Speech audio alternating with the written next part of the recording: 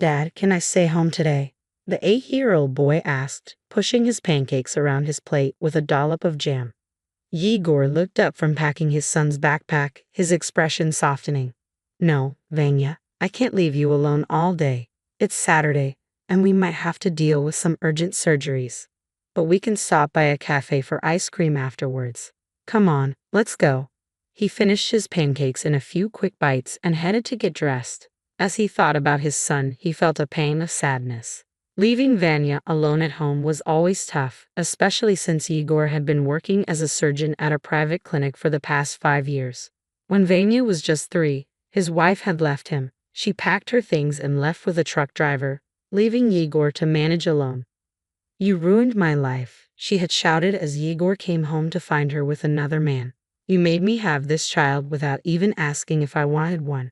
Now, if you want to play house, do it without me." With that, she grabbed a few belongings and walked out. Vanya cried at first, missing his mother who had been part of his life. But over time, he began to forget. When he asked Yegor about his mother, since all the other kids had one, Yegor could only explain that some things were beyond his control. At the clinic, the nurses adored Vanya, showering him with sweets and teaching him how to bandage wounds. Everyone understood how hard it was for Yegor to manage alone, so they made accommodations, letting him bring Vanya to work. "Vanya, help me with the vitamins for the patients. Call Semenov from the 5th ward for his shots. Ivan Egorovich, could you please pass me the stethoscope?"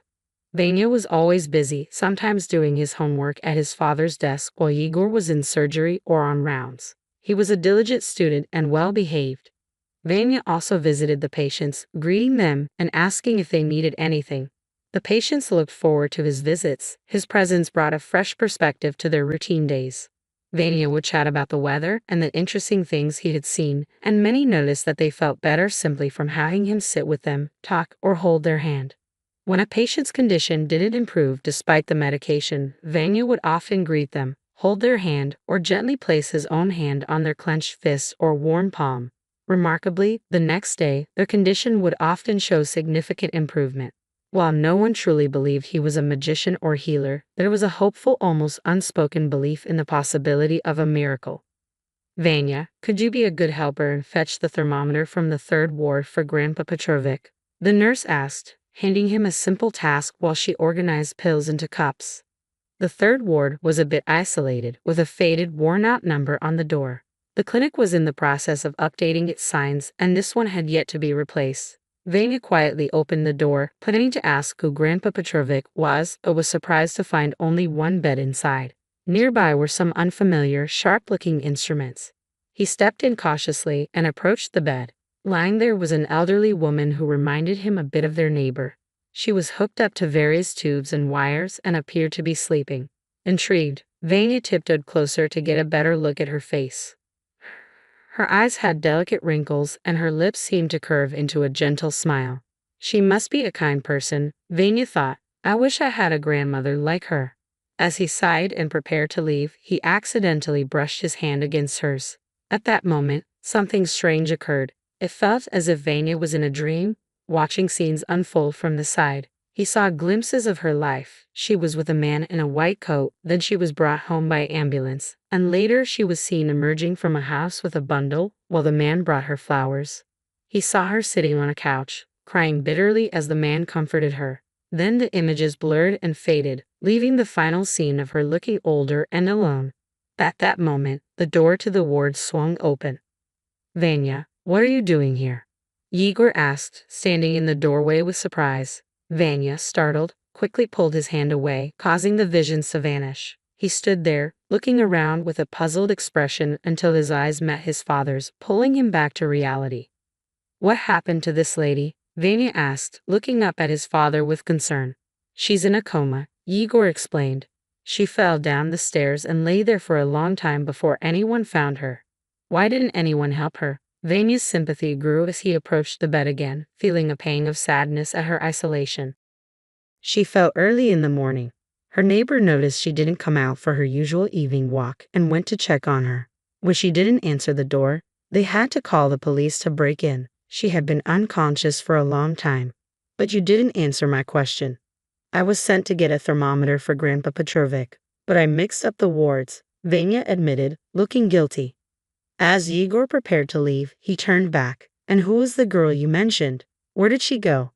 Igor paused in the doorway as Vanya recounted the visions he had seen. Igor knew his son had a vivid imagination, but this seemed like an exaggeration.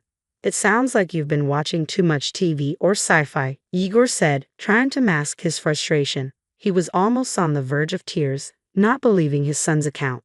The neighbor had mentioned that the patient lived alone. Since Margarita Fyodorovna had moved into the cottage, the only person around was the gardener, who happened to be off that day. If there had been someone else in her life, they would have contacted the clinic by now. Vanya considered this. Could his visions have been just a figment of his imagination? He began to think about his next move. Where does the lady live? He asked, trying to sound casually interested but already formulating a plan. It turned out the house was close to the clinic. At 8 years old, Vanya wasn't a baby anymore. He knew the clinic like the back of his hand and could easily slip out unnoticed. With summer upon them, he didn't need to worry about grabbing his hat and jacket from his locker, which could have gotten him caught. As Vanya approached the cottage at the address he'd been given, he was awestruck by the grandeur of the house. Wow, what a mansion, he thought to himself. He walked along the concrete fence, trying to peek through to see what lay beyond. Moving further down, he spotted a balcony with intricate railings on the second floor. Just as he was feeling disheartened and contemplating leaving, he noticed the mailbox. Something white was visible inside. After glancing around to ensure no one was watching, Vanya carefully retrieved the envelope from the mailbox. The seal bore unfamiliar, non-Russian characters that he had never seen before. Hastily concealing his discovery, Vanya realized he needed to leave before anyone caught him. With his father's surgery taking precedence, their cafe outing was off for the day. But Vanya now had something important to investigate. He quietly slipped into the ward where Margarita Fyodorovna lay. As he observed her, he noticed a subtle change in her cheek, a faint pinkish hue and the slight fluttering of her eyelashes. Probably just my imagination, he thought. He pulled up a chair to the bedside and sat down, carefully taking out the envelope he found. Hello, you don't know me, but I'm Vanya. My dad works here as a surgeon and mentioned that you're alone with no visitors. But I saw you with a girl. Is she your daughter? Vanya continued to talk, filling the silence. I was at your house. It's so beautiful and big. How can you live there all alone? It must be a bit scary. He gently placed the letter in Margarita's hand, and her fingers twitched slightly. For some reason, Vanya felt that searching for her here was the right choice. Just then, his father entered the ward and noticed the envelope in the patient's hand. Igor said sternly, using his son's full name when he was upset. What's this? Where did this letter come from? It might be from Margarita Fyodorovna's daughter, he recalled, remembering her patronymic. We should probably read it. He looked at the nurse with a hint of urgency. What if it's from relatives? Igor wrestled with his conscience over whether to open the letter, but practicality won out. The patient needed her family. The letter turned out to be from Margarita's daughter. She wrote that she had left her partner, Julian, and was returning to Russia. She was thrilled that her mother liked the house she had found for her and hoped to stay with her for a month while she found her own place. Well, she has someone after all, Vanya said, jumping with excitement. Yes, it's good news, Igor thought, relieved he had opened the envelope. Now, they needed to find the daughter's contact details. He went through Margarita's personal belongings from when she was admitted, searching for a phone. If you want, you can stay here, Igor said to Vanya, who nodded eagerly. When they finally found Margarita's daughter, Igor was grateful that her phone wasn't locked. It was easy to find her contact details. After a few rings, the line connected. The daughter was at the airport, preparing to fly home to her mother. Igor quickly explained the situation to her. She arrived with her suitcase and was ushered to Igor. Despite her disheveled appearance and nervous demeanor, she immediately approached him. She had just managed to leave her partner, Julian. Though this thought briefly crossed Igor's mind, he quickly focused on explaining the situation to Margarita's daughter and leading her to her mother's bedside. Vanya was still there. As the daughter saw her mother, she instinctively recognized her as the girl from Vanya's vision. She rushed to the bed. Mom, it's me, Lena. Can you hear me? Lena gently stroked her mother's hand, tears streaming down her face. I told you not to go with that Gerard. Why did you let me go? Nothing good came of it. And now you're lying here. Lena sobbed. Igor had to gently guide her to his office. Once Lena had calmed down with some valerian, he learned more about her. Lena was Margarita's only child. Her father had passed away 3 years ago, and they had run a family business together. The publishing house had flourished since her father's time. Business was thriving, and soon an international partner expressed interest in opening a chain of publishing houses in France. The partner also took a liking to Lena. He was a decent guy, and her mother enthusiastically supported their budding romance. Despite this, Lena couldn't envision a future in either the business or the relationship. Eventually, she felt compelled to return home, and that's when things took a turn. Dad, Lena, Vanya burst into the office, his eyes wide with urgency. They all rushed to Margarita's ward, where she was sitting on the bed, attempting to detach the wires and sensors connected to her. Mama? Margarita Fyodorovna, this is a nightmare, Lena exclaimed as she entered the room. Margarita glared at Igor with feigned indignation. Doctor, why have you entangled this poor woman like a fly in a web? Let me help. Igor rolled up his sleeves and began assisting in removing the sensors. Just then, Margarita's gaze fell on Igor's forearm. Doctor, is that a birthmark on your arm? She asked, puzzled. Igor shrugged casually. Nurses arrived and set up an IV drip. Soon after, Margarita began to regain her senses. Thank you, she said, but this shouldn't have happened, especially not now. I need to finish my shift. With Igor's shift over, they were preparing to go home. Lena wanted to stay with her mother, but Margarita insisted she get some rest after her trip, assuring her that she wasn't in immediate danger. After some discussion, they invited Lena to join them, and she accepted gladly.